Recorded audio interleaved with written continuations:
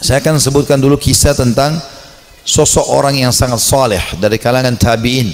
Dia hidup di zaman Nabi SAW tapi tidak sempat bertemu dengan Nabi dalam pendapat sebagian orang, yaitu Ubaid bin Umair bin Qatadah al-Laythi al-Jundu'i al-Makki.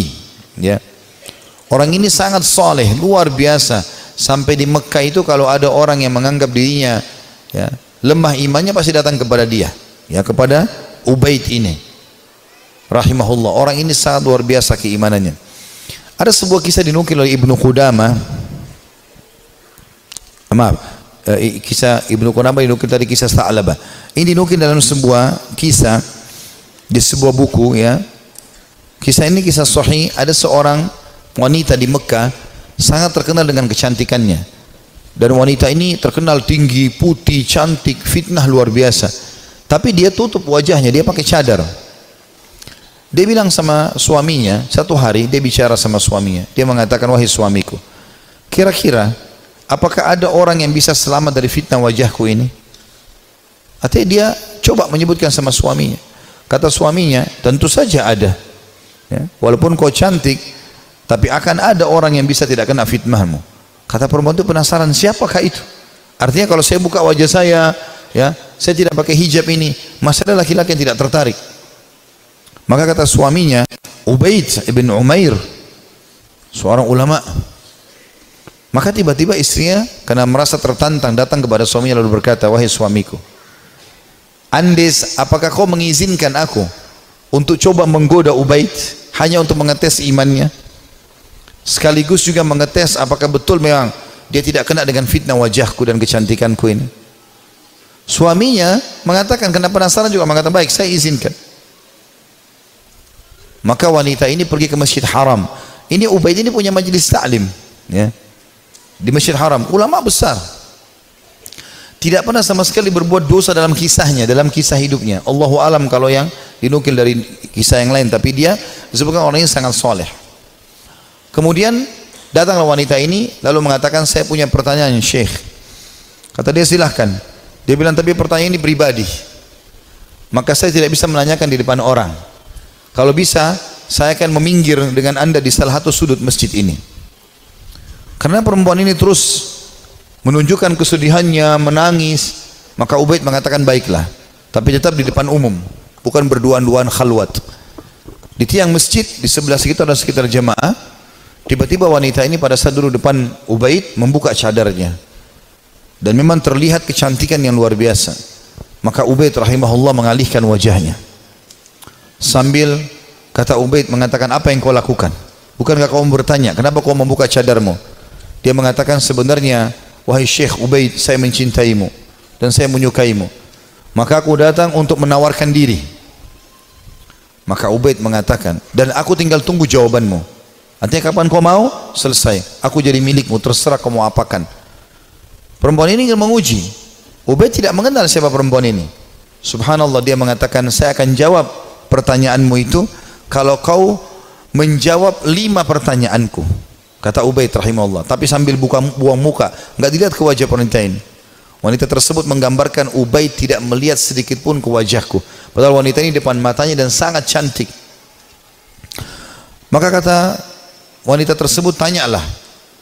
Kata Ubaid rahimahullah, jadi tadi dia memang bilang waktu dalam majelis, saya punya masalah, saya mau minta nasihat. Padahal dia cuma mau berbohong wanita ini, tapi hanya mendapatkan nasihat yang benar. Apa kata Ubaid rahimahullah?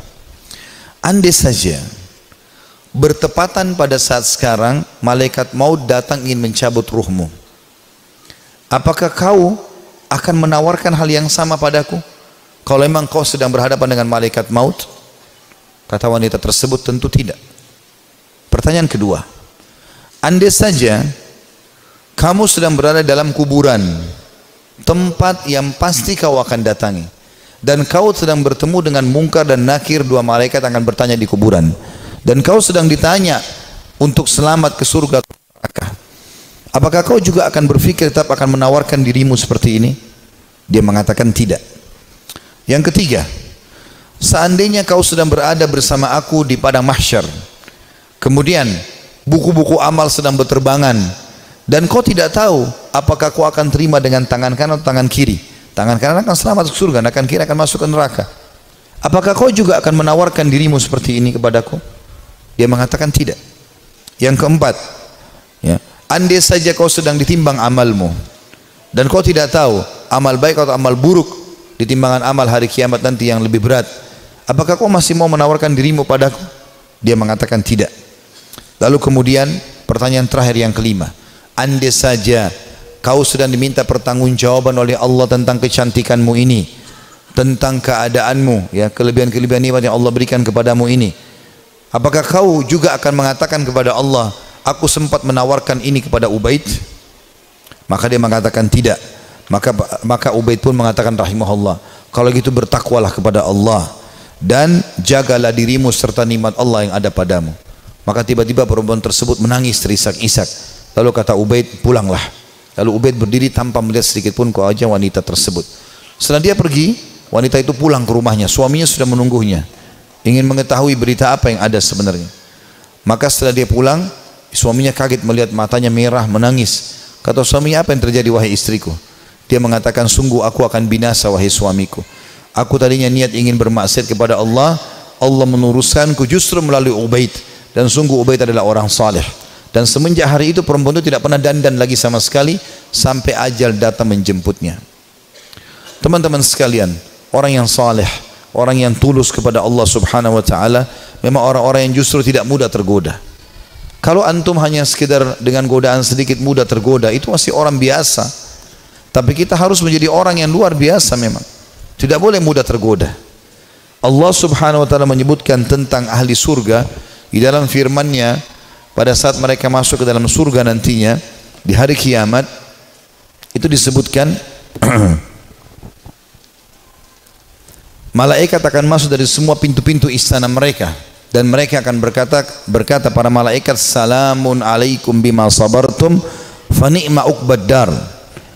Selamat buat kalian, keselamatan buat kalian atas kesabaran kalian, dan ini sebaik-baik tempat untuk kembali, surga maksudnya.